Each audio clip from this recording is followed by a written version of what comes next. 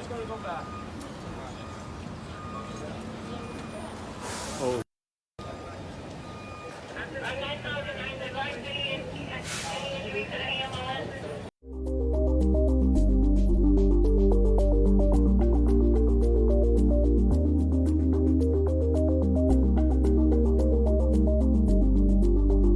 Moments ago, Frank Robert James was stopped on the street and arrested by members of the New York City Police Department.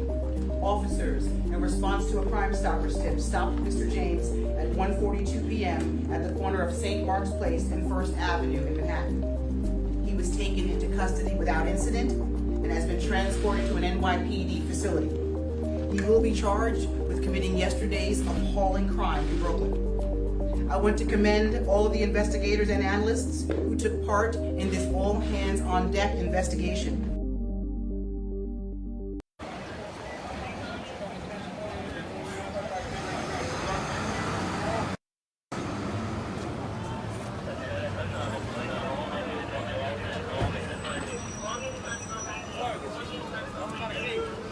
Charge going to come back.